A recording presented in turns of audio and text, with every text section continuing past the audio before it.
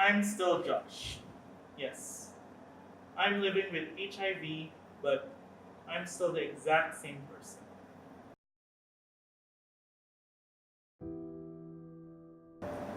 That awareness is what led Josh Robbins, a 30-year-old talent agent in Nashville, Tennessee, to tell his family about his diagnosis within 24 hours of finding out he was HIV positive.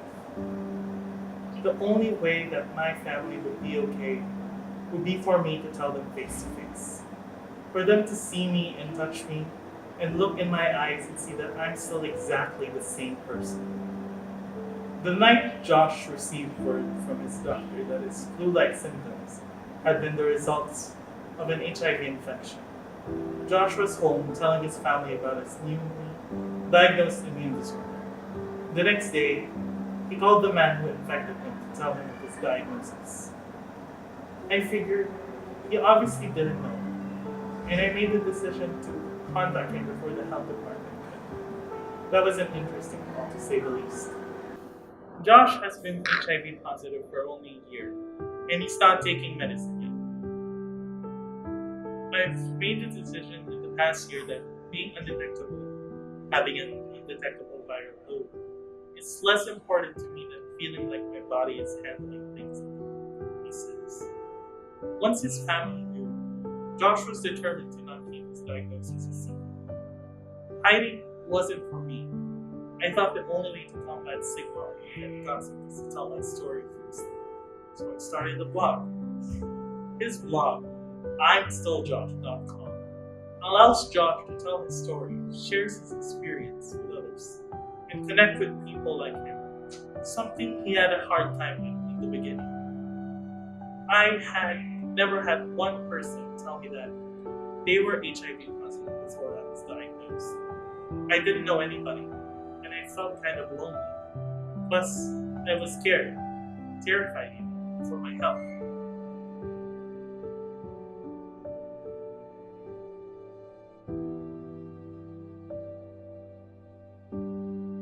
I'm not lonely at all. It's a huge honor and very humbling that somebody would choose to share their story via an email just because they felt some sort of connection. Because I made the decision to tell my story anonymously.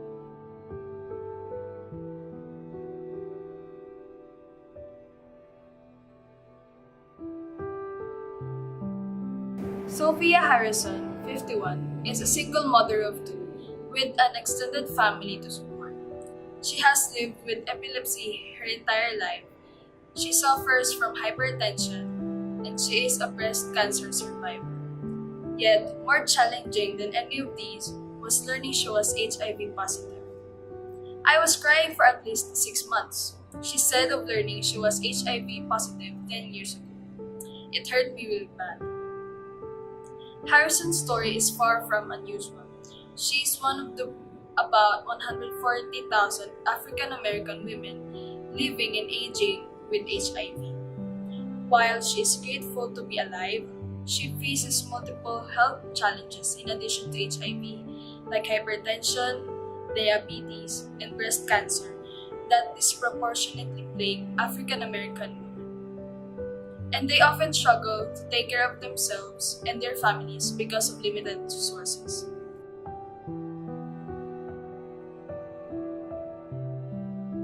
It has almost been 8 months since I was diagnosed with HIV, and I immediately started on my ART treatment. I was confused, ashamed. I kept on asking, how could this be? And I definitely thought I was dying. Slowly but surely, I'm beginning to accept that HIV is going to be a part of me, and I definitely have control over it.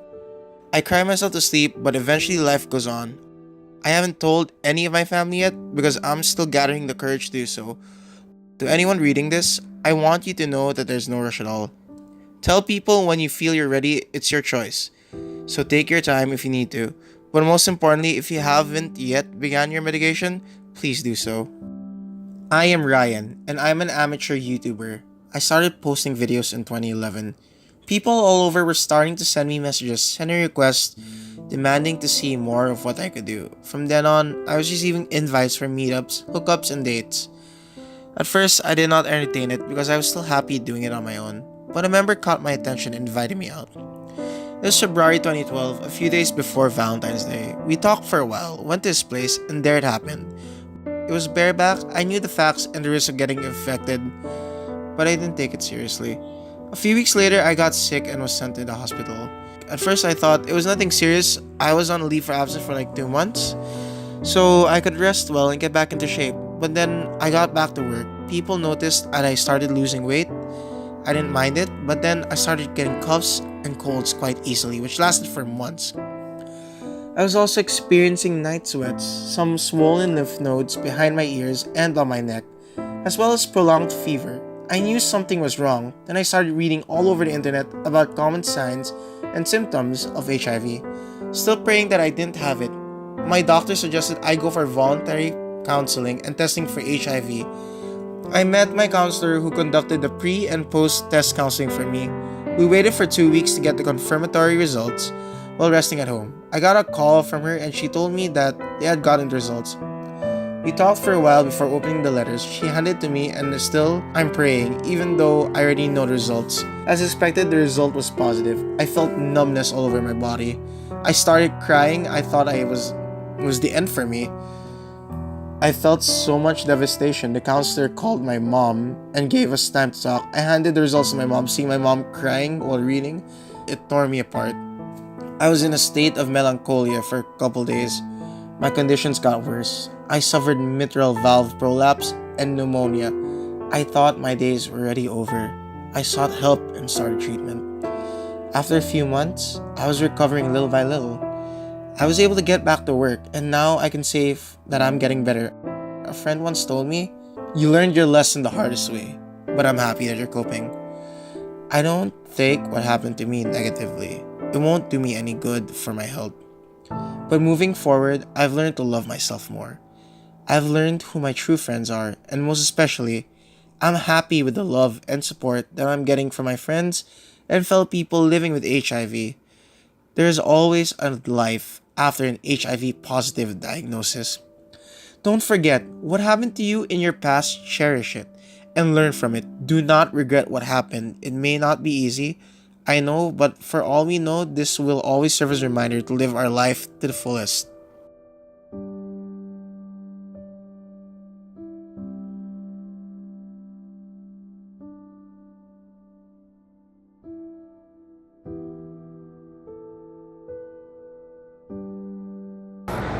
So lastly, what is your message for the people out there who wants to try sex and who was not aware of HIV, but their curiosity is more active than safety?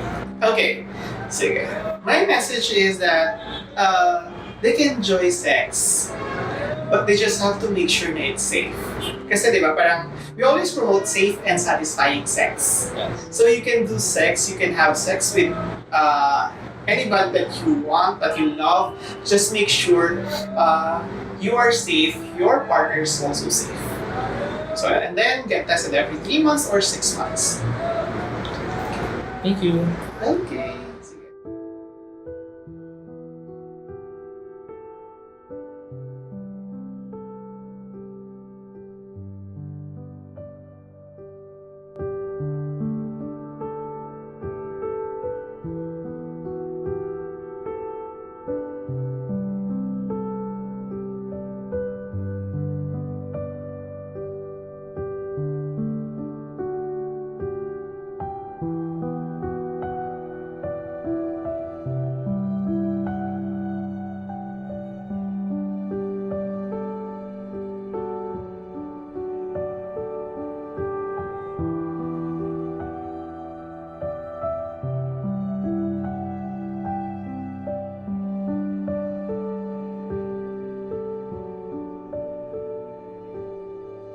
Contact 02-256-9384 and get yourself tested.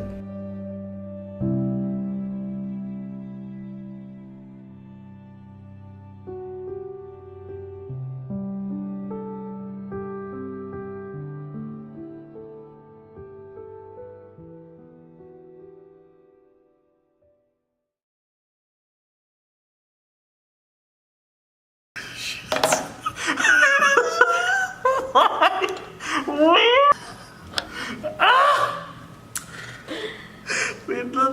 Naiiyak ako kasi pinagsasabi ni Josh. Right.